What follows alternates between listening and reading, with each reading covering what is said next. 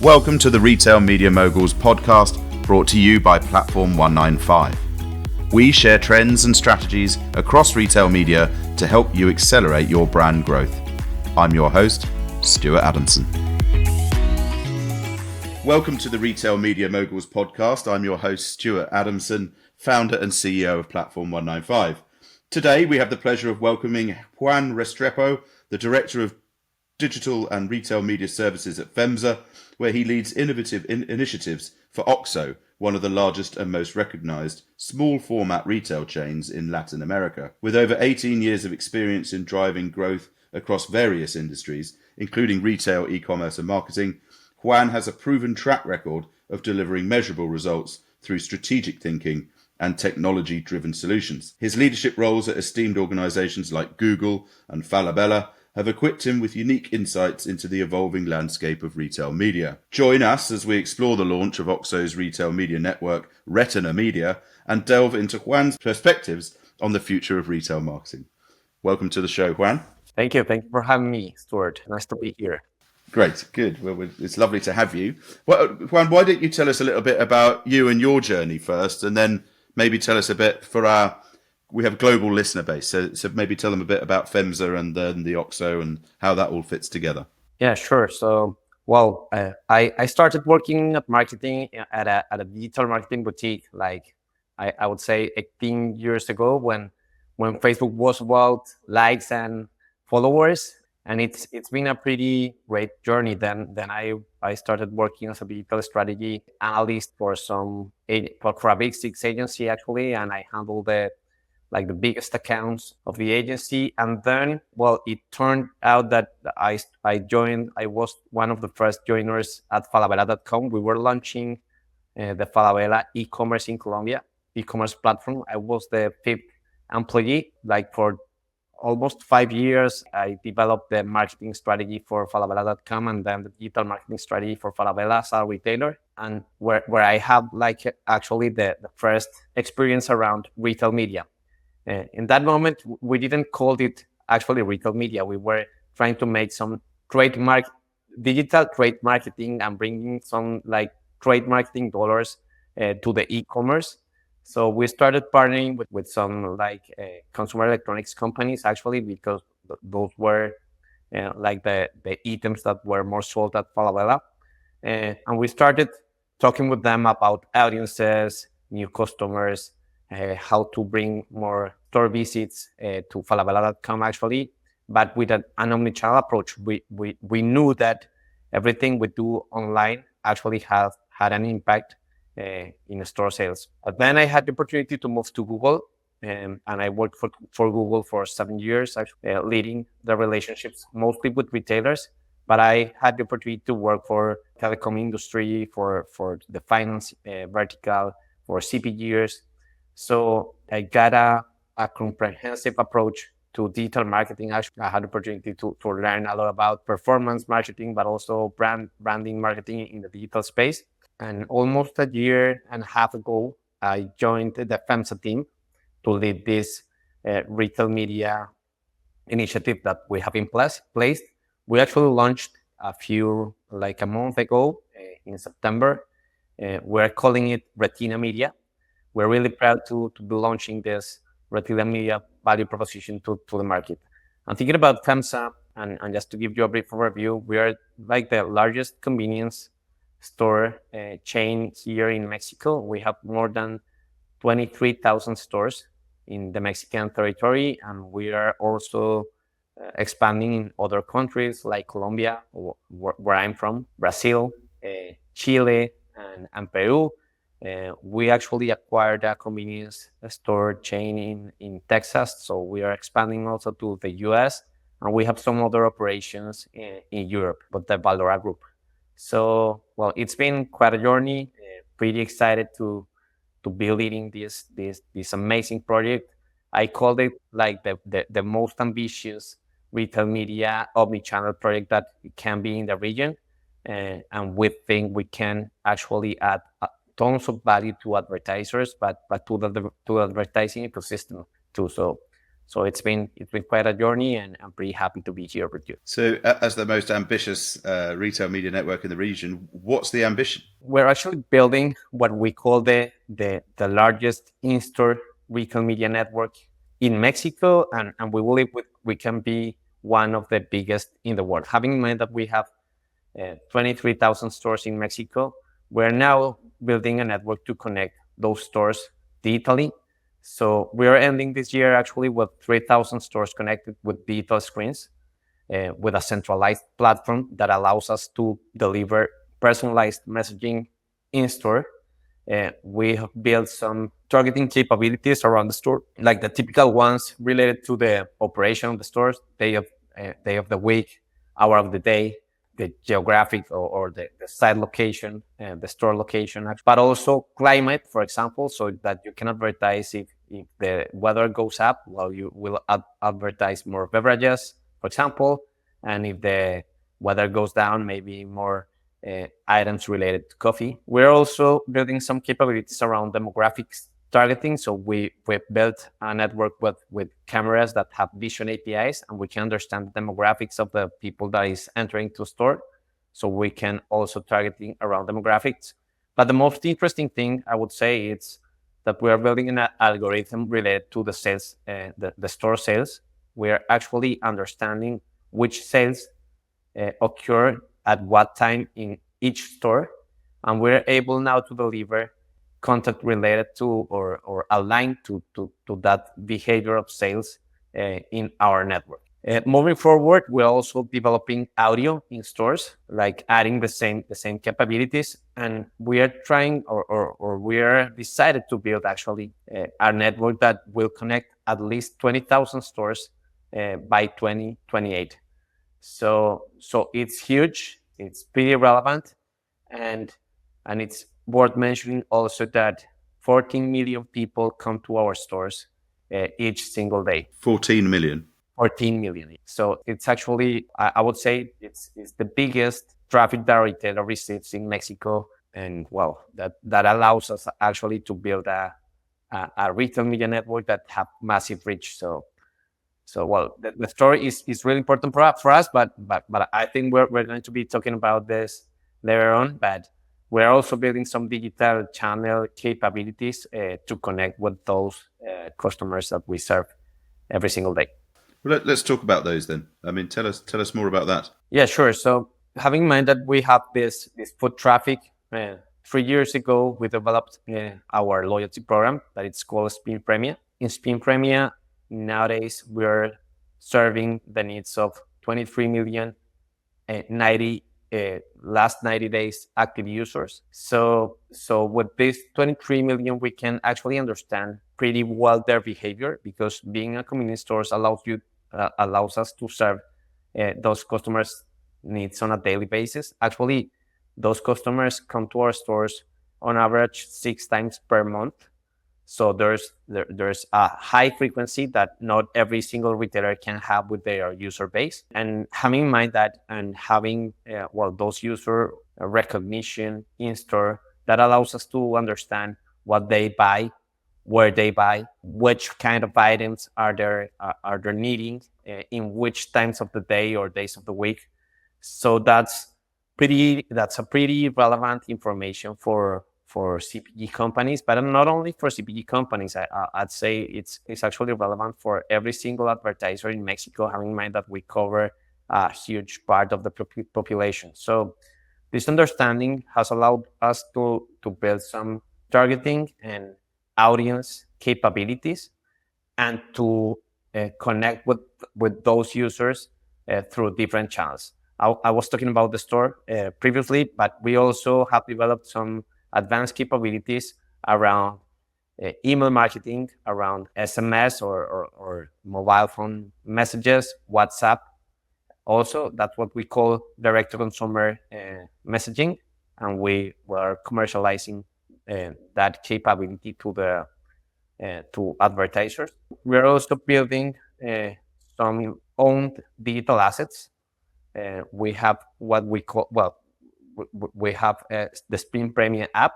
We have now 2.3 million monthly active users in that app. and that's where users can connect with their loyalty program, the promotions that they are going to be able to find at OXXO stores, the coupons, and all, like, they can handle actually the points that they accumulate in the loyalty program.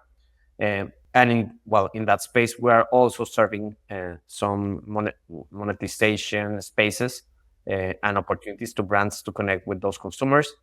And of course, we're also expanding our audiences through partnerships with some platforms like Meta and Google, so we can use that first-party information that we have around the consumer and actually connect brands to consumers when they are navigating their preferred sites or social media networks, or the content that they are watching on YouTube or whatever. So it's been quite a journey. We're building those capabilities, but we truly believe that the information that we have around the consumer can help brands connect them on a relevant way and more personalized manner, in order to actually avoid to be in the messy advertising space.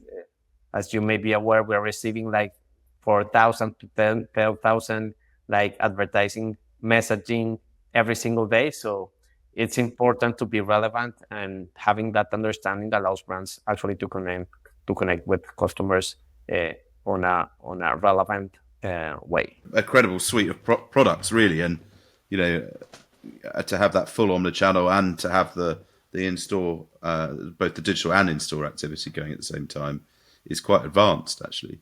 Tell us about the in-store bit, because that's obviously with 23,000 stores. The three that you said you were networking 3,000 of those stores with digital screens. Are they new screens, or are they screens that are legacy in the stores that you're now connecting? We actually built this network from scratch. So we started like a year and a half ago. It was like I would say what we call a pilot here. We were trying to figure out if digital screens were actually able to add incremental sales for store operations.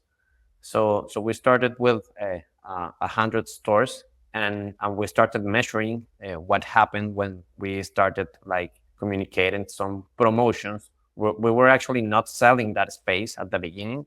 It was more used for the like organic promotions that we have every single day in our stores.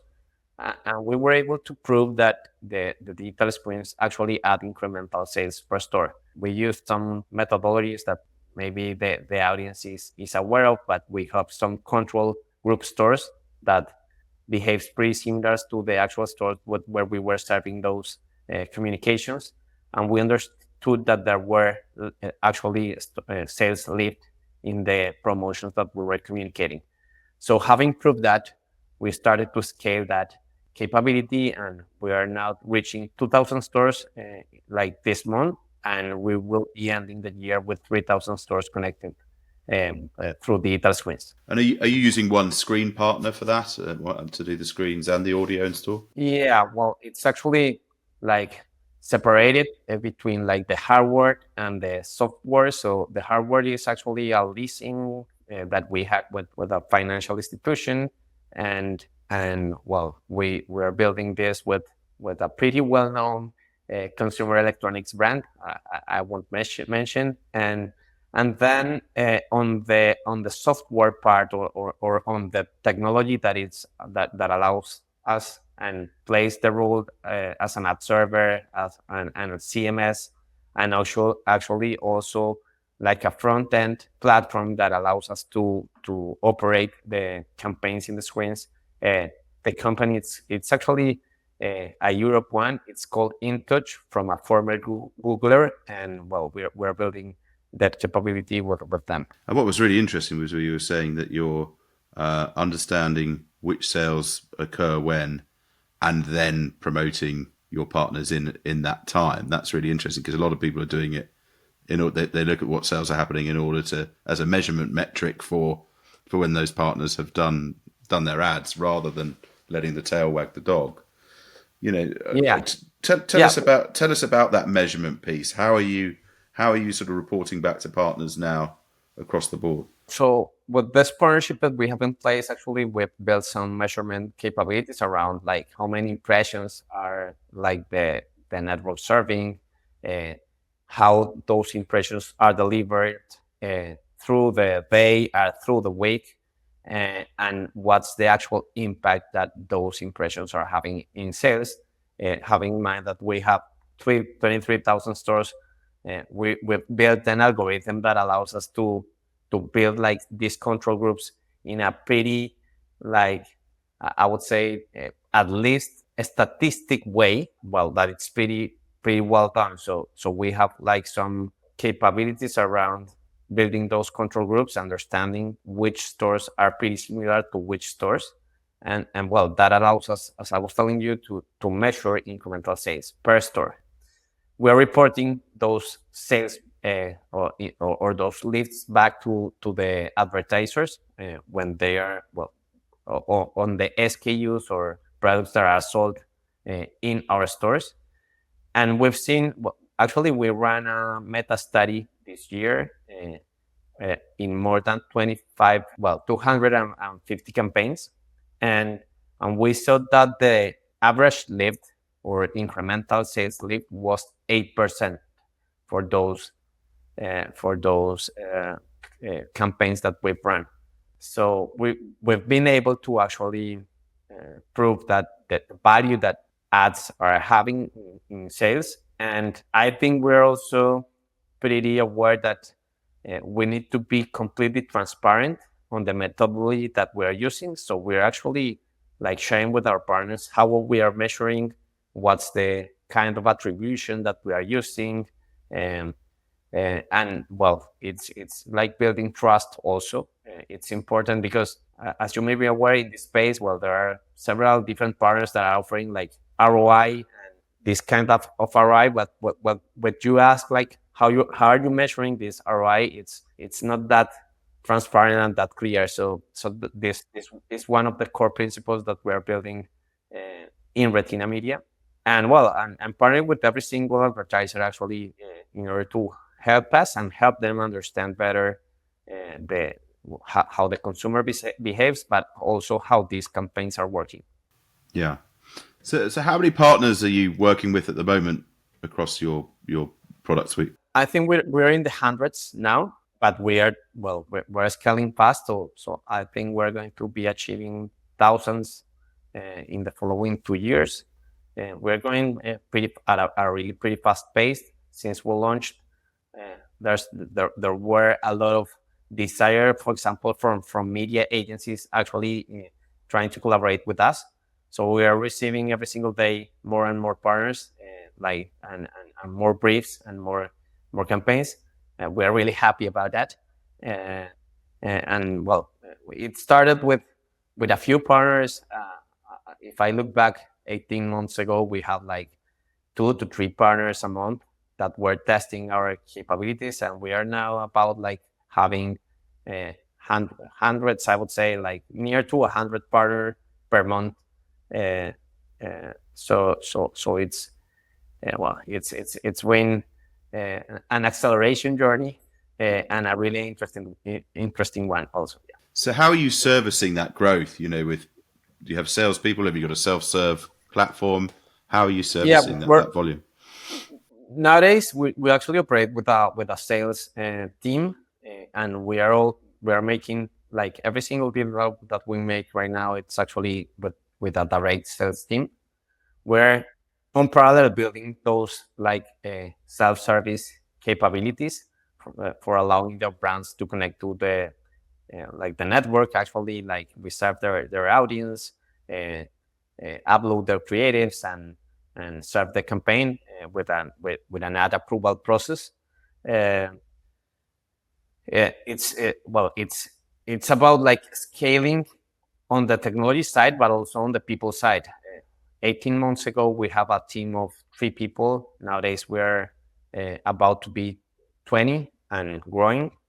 And we've divided the team on, like, I would say 4 core areas: the commercial part, where we are handling agencies, but also direct clients. We have what we call the insights, measurement, and analytics team. They're all about reporting and measurement and attribution and all the methodologies that we're using in order to measure the impact that campaigns have in the store. We have an ad operations team. They are in charge of operating the campaigns, like trafficking all the assets and the campaigns and the communications and be completely like on target in terms of the delivery of the campaigns. And we have a product and technology team that is partnering actually with our retail IT team. So we have some source of support from our IT folks, and we are partnering with several different partners like Google, like Salesforce, like InTouch. QSIG is the partner that we are using for audio. So, well, it's also around building partnerships, and we for the commercial part, actually, we work pretty close with the commercial team of the retail, so that's how we can expand and actually serve that amount of clients with not a huge amount of people, but we continue to grow, and we will be growing if we continue to accelerate revenues as we've seen this year. Yeah, I think it's a fantastic story. So tell us, I mean, obviously it's quite competitive in the convenience space in the retail media networks, especially as you're now going into America with this Texas acquisition. What's the name of the brand that you've acquired? Delec. How do you differentiate in that scenario? How is Retina Media comparing to the existing advanced retail media networks in this convenience space? I think it's quite hard to actually differentiate. So I think we're relying too much, I would say, on our first party data that we have on the customer behavior, and trying to leverage that knowledge and that frequency, for example, that we have in order to, for example, be more recent and more relevant for actually like customers that have gone to the store a few days ago. So we are updating our audiences. I won't say on a real-time basis, but I would say at least on a weekly basis, so that we can have, for example, last 7 days buyers of your brand, and that you can activate that kind of audience. So audiences, I would say it's one of our core differentiators, and that we are actually building capabilities in order to have like the most relevant audience for each single brief that we received. On a secondary axis, I would say it's around like building the capabilities around measurement and having a real impact around what happens in the offsite part of the business, and how we can connect that execution to the store. That's quite difficult. We are not there yet, but we are thinking in ways to actually understand what happens when we activate a campaign on Meta or around Google. And we're also using some differentiators around like, for example, optimizing for store traffic. If you see like the current retail media propositions are more around like serving ads to drive traffic to the e-commerce, and then they track that traffic, and they understand what's the conversion rate and what's the actual sales that they are delivering. But since we still have an emerging e-commerce value proposition in the Mexican market, we are only operating in Tijuana and Monterrey. We understood that the value that we can add in the offsite part was actually driving traffic to the store and actually serving like those daily needs that our customers have. Because in Mexico, we said that you have and also at the corner or at the corner of your life, or actually like it's a la vuelta de tu vida in Spanish. So you can find an OXXO pretty near. So why not taking advantage of that store footprint that we have and actually drive traffic to the stores and not only to the e-commerce or to our digital platforms. So one of the things you talked about earlier when you were talking about the digital media products was the push notifications, so the direct stuff. We've also got email, but interestingly, you talked about SMS and WhatsApp in there. Are you overlaying proximity, so actually you're SMSing and WhatsApping people while they're in a store or in or around a store? Not today, but there's something that we're actually trying to build. Yeah, that's not a capability that we have right now in place, but we are trying to actually build some capabilities around understanding actually which user joined the store. So there's some technology around there, and we've done some like some tests around, for example, using beacons or using the Wi-Fi in the store to actually understand who is the customer that is in the store.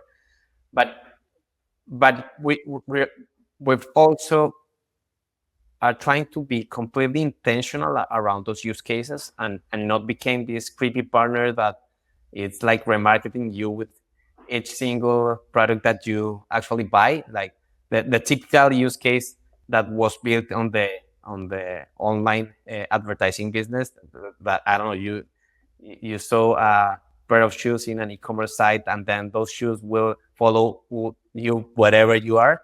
That's not the kind of experience that we want to build for our consumers. So we're trying to be really intentional about those use cases and building a relevant ad network. I would say that this was one of the biggest learnings that I've got from Google and around, for example, the quality score and how they actually build a network that privileges, I would say, I don't know if that's actually word, but awards advertisers that were serving relevant ads, and they were able to pay less for advertising that those ones that were trying to reach every single customer with a message that was not actually relevant. So the quality score is really important for me, and we're trying to build something similar in terms of quality and understand which is the right message to the right customer. And that's like the promise of the digital marketing, but I think we've been far away to actually serve for that value proposition. So the right message to the right people at the right moment. That's actually that we, as digital marketers or as marketers, have been talking about too much, but I don't know if we actually as an industry are actually delivering on that promise. And at Retina Media, we're thinking pretty heavy around this, and we're having some strategic approach in order to actually deliver on that promise. And where does Retina Media report to within the organization? Does it report into marketing or does it go into commercial? What's the reporting? Nowadays we are reporting to advanced analytics and customer experience direction. So we are more on the data side of the business and actually on the direction that actually handles all the loyalty program for OXXO. That's the theme, and it's our structure is as we are so big, it's not pretty that similar to other retailers where you have the CMO and the VP of sales and operations. We have some other directions, but this in particular is in charge of understanding better the consumer, scaling our loyalty program, moving up the customer lifetime value at OXXO, and also delivering all the use cases around data and analytics for the business in terms of, for example, human resources, of pricing, or some other areas where we see data can help us build a better retail business. It's amazing how sometimes not sometimes, all the time we go to different retailers and it's it's amazing where it sits. So whether that's sometimes it's in e-commerce, sometimes it's in marketing, sometimes it's in commercial, sometimes it's Yeah. split between them. It's amazing. And I remember when I was at Thomas Cook, I ended up having 14 bosses in 10 years or something, and I kept being moved into our media and partnerships group kept being moved into different places because no one ever really knew where it should sit. It's such a huge cash generator. It feels commercial. It impinges on marketing, but it's so reliant on digital. Yeah, I used to say here that we're actually reporting to every single direction in the company, because we have a lot to do with the commercial folks. You have a lot to collaborate with the marketing folks. It's like with the digital channel owners also. So we're actually collaborating with so many teams, the IT team, the logistic teams. For example, we're now trying to add the inventory. It's not real time, but we closed our inventory in stores every single day.